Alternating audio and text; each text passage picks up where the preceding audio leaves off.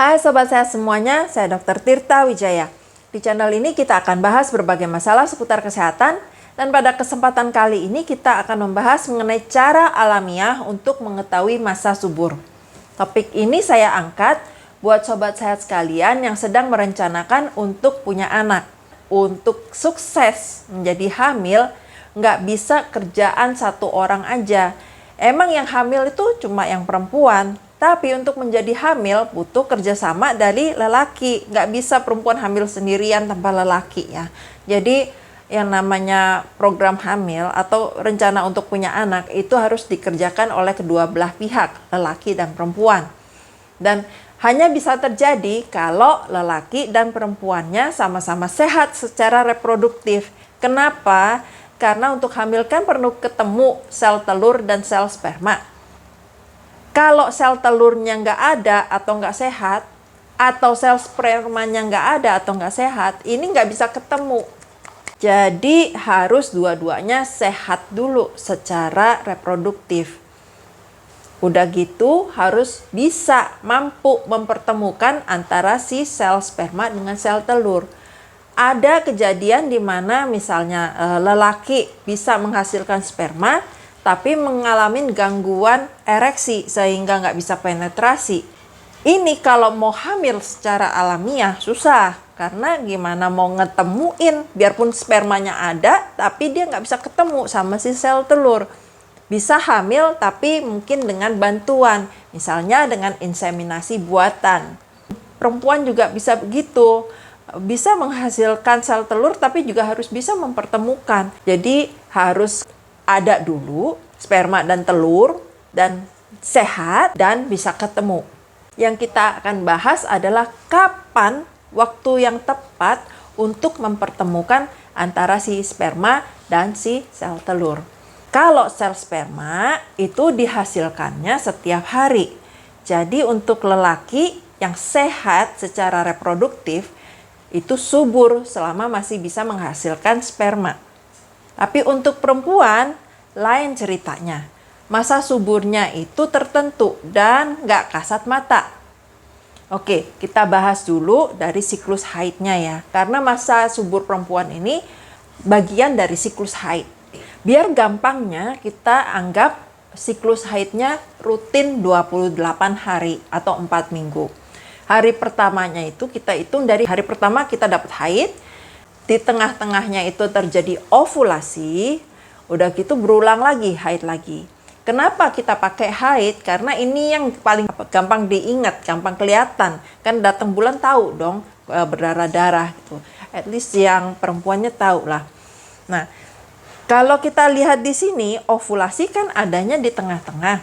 Ovulasi inilah yang disebut masa subur.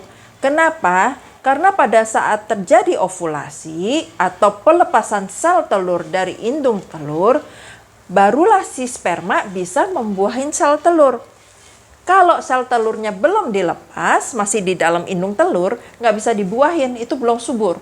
Begitu sel telurnya lepas, dikeluarkan dari indung telur, dia ada umurnya. Rata-rata itu 12 sampai 24 jam. Mungkin ini kurang lebih lah ya. Ada yang kurang bagus mutunya mungkin nggak sampai 12 jam dia udah mati gitu ya. Ada yang kuat, sehat, bagus banget 24 jam maka lebih.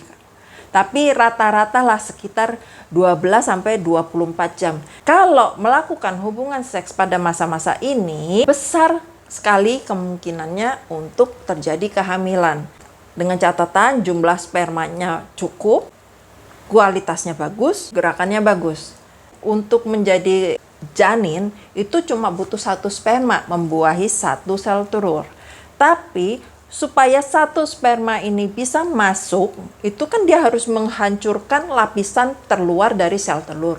Nah ini kerja bakti, jadi sperma-sperma sama-sama dia kerjakan menghancurkan lapisan terluar dari si sel telur. Nah begitu lapisannya lunak, yang satu yang paling hoki itulah yang bisa membuahin si sel telur. Jadi itulah sebabnya kenapa butuh sperma dalam jumlah banyak. Dan gerakannya harus bagus. Bayangin jumlahnya banyak tapi pada nggak mau berenang dia. Tetap aja di sono-sono, di liang senggama. Padahal sel telurnya di atas. nggak ketemu, dia nggak bisa naik. Itu tahu-tahu sel telurnya udah expired, nggak bisa terjadi pembuahan deh. Gitu ya. Nah, itu kenapa perlu jumlahnya banyak, gerakannya bagus, dan normal. Ini kan terjadinya di dalam. Gimana kita tahu bahwa sudah terjadi ovulasi? Cara yang paling akurat dengan menggunakan semacam test pack. Tapi beda dengan test pack yang untuk kehamilan ya. Kalau pada test pack untuk memeriksa kehamilan, yang diperiksa adalah hormon HCG atau Human Chorionic Gonadotropin Hormone. Nah, sedangkan pada test pack yang untuk memeriksa terjadinya ovulasi, yang diperiksa adalah LH atau Luteinizing Hormone. Itu hormon yang mematangkan sel telur. Ini bukan akurat sekali, tapi yang bisa dilakukan sendiri oleh sahabat sehat di rumah, ini adalah cara yang paling akurat. Kalau mau lebih benernya lagi, harusnya sih diperiksa apakah terjadi pelepasan sel telur gitu ya, itu pakai macam-macam metodenya. Tapi ini adalah yang bisa dilakukan di rumah. Kelebihan dari metode ini relatif akurat dibandingkan dengan metode-metode alamiah lainnya. Tapi kekurangannya adalah satu, mahal karena kan mesti beli test pack-nya. Sedangkan cara alamiah lainnya itu nggak perlu beli. Dan kedua, kalau untuk perencanaan kehamilan agak ribet ya. Karena kalau misalnya dilakukannya terlambat, sudah terjadi ovulasi, ya lewat dia. Jadi lebih cocoknya itu untuk mereka yang nggak mau pakai kontrasepsi justru. Jadi kalau nggak mau pakai kontrasepsi, begitu tahu, oh aku nggak subur, bisa melakukan hubungan seks tanpa takut hamil. Nah, sedangkan untuk mereka yang mau merencanakan kehamilan, itu harus ditesnya berkali-kali sampai, oh ini sedang ovulasi. Terus ada cara alamiah lainnya yang sangat populer, yaitu adalah metode kalender. Metode kalender ini namanya kita tahu ya, pakai kalender, berarti dihitung dari tanggal menstruasinya. Kalau seperti yang contoh saya kasih itu misalnya 4 minggu siklusnya rutin, berarti ovulasi terjadinya di tengah-tengah di hari ke-14 setelah mens sebelumnya. Padahal kita tahu yang namanya menstruasi itu kan sebenarnya terjadi karena ovulasi. Jadi nggak terbalik ya, bukan karena menstruasi menyebabkan ovulasi, tapi ovulasi menyebabkan menstruasi. Jadi kalau pada metode kalender, yang kita lakukan sebenarnya adalah memperkirakan kapan kira-kira terjadi ovulasi berikutnya. Kira-kira berarti bisa meleset dong ya. Tapi ini adalah metode yang gampang. Yang perlu dilakukan, mencatat setiap bulan kapan menstruasinya. Nah, dari situ kira-kira deh 14 hari kemudian itu tanggal subur. Tadi kan kelebihannya itu ya gampang, mudah, sederhana, dan murah gitu ya. Kekurangannya, yang namanya masa subur sebenarnya bisa berubah-ubah. Jadi memang dari tanggal ovulasi sampai ke tanggal menstruasi berikutnya kurang lebih sama. Itu kurang lebih 14 hari, tergantung si sel telurnya. Ada perempuan yang mungkin 10 hari, 12 hari, mungkin 15 hari, tapi biasanya itu sama gitu ya. Yang bisa berubah-berubah itu adalah tanggal dari menstruasi sampai terjadinya ovulasi. Karena ini bisa dipengaruhi banyak hal.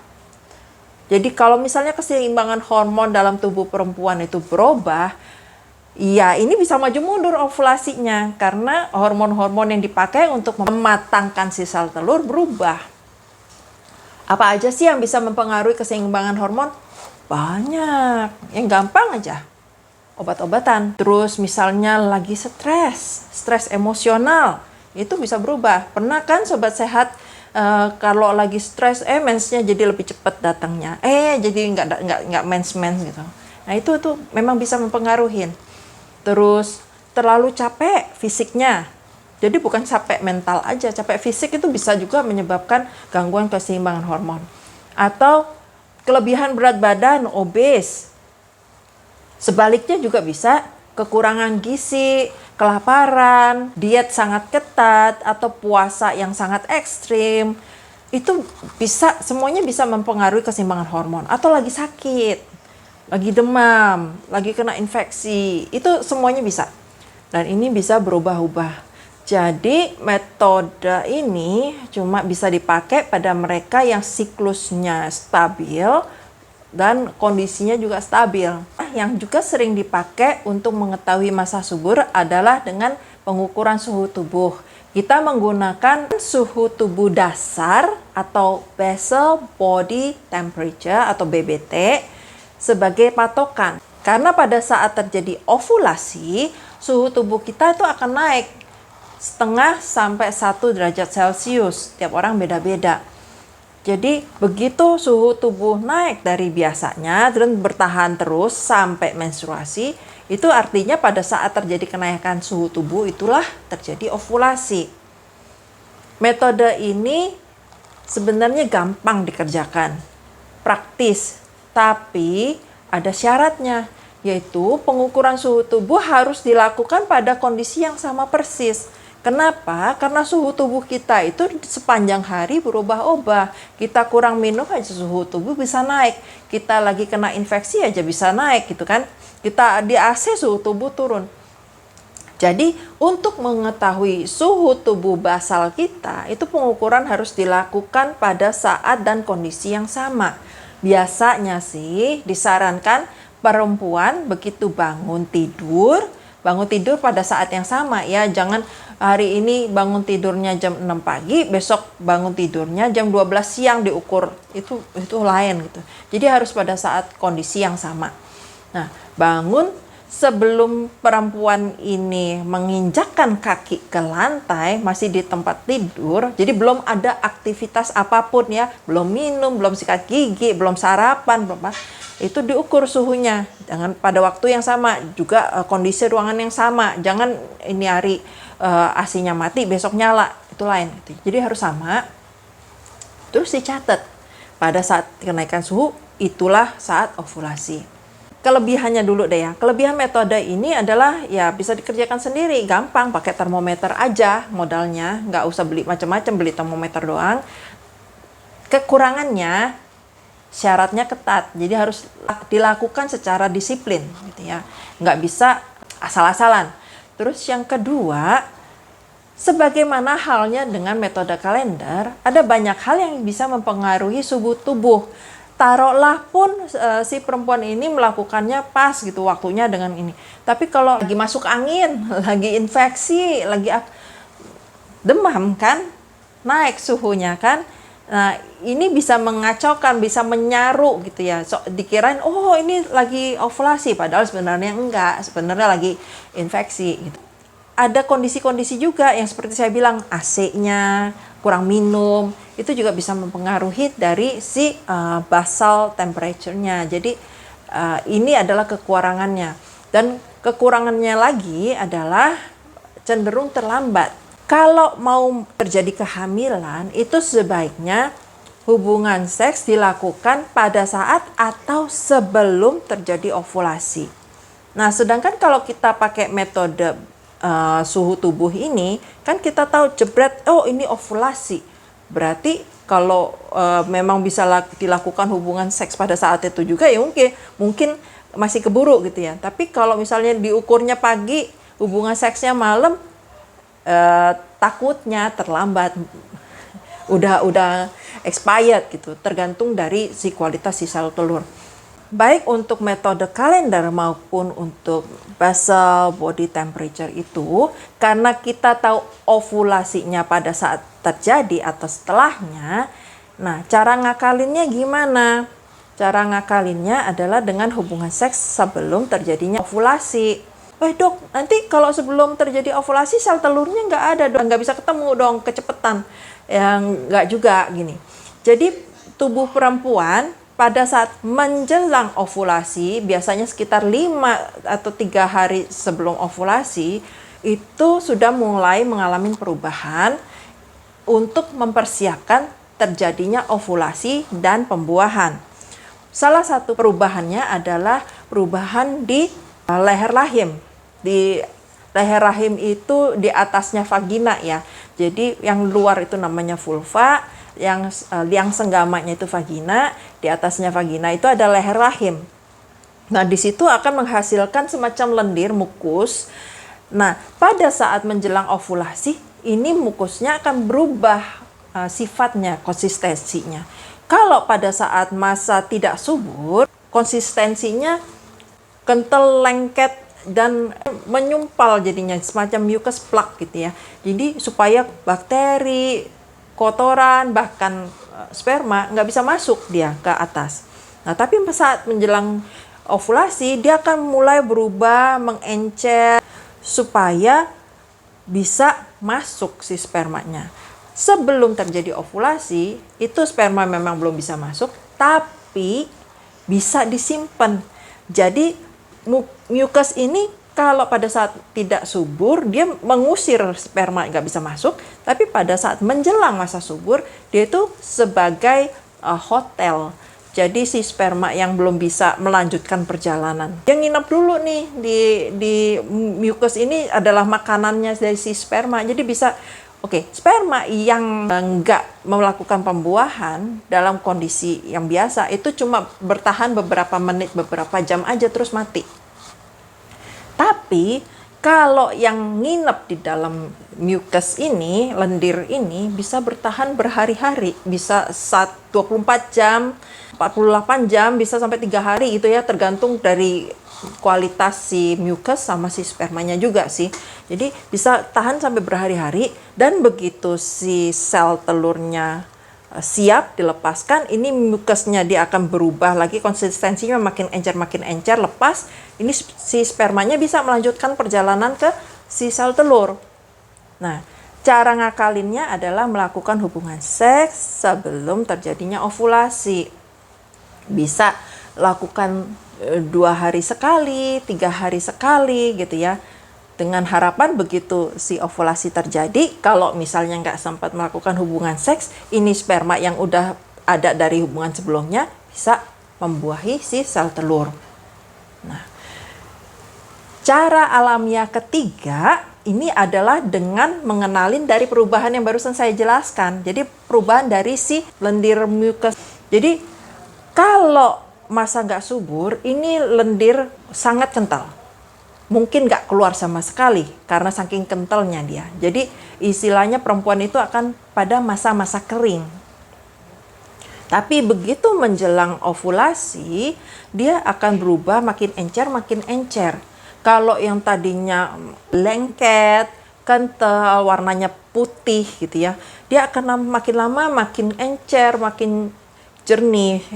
Pada saat ovulasi ini biasanya mucusnya itu konsistensinya seperti putih telur yang mentah, yang belum dimasak. Jadi ya bening seperti putih telur. Kalau ditarik itu bisa bergaris gitu ya, seperti benang.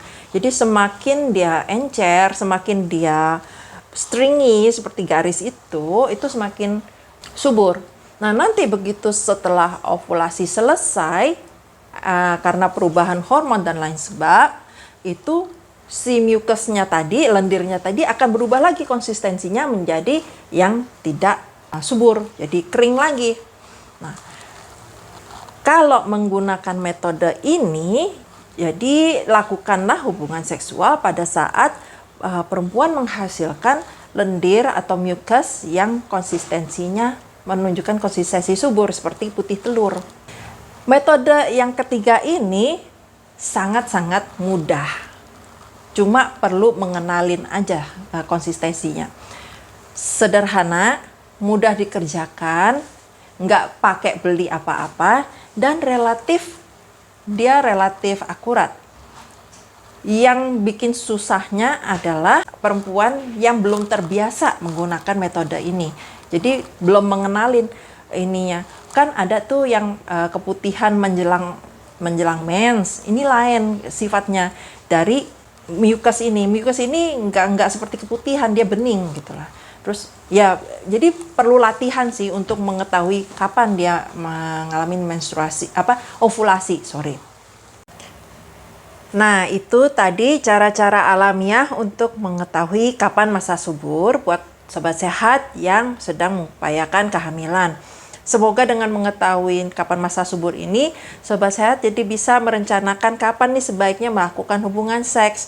Jangan terlalu ngoyo juga ya. Jangan, wah aku pengen hamil jadi harus tiap hari nih melakukan hubungan seks. Nanti takutnya hubungan seks ini menjadi sesuatu hal yang dipaksakan, menjadi beban nanti. Padahal seharusnya itu kan hubungan antara suami istri itu adalah sesuatu yang dinikmati seharusnya.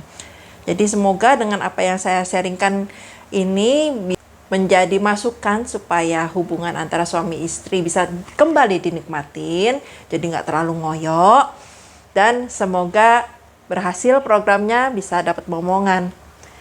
Kalau Sobat Sehat suka dengan info-info semacam ini, bisa subscribe di channel saya dan aktifkan notification buttonnya. Kalau misalnya Anda teman, kenalan, saudara yang butuh informasinya, silahkan di-share aja. Semoga info yang saya bagikan ini bermanfaat dan jadi berkat ya.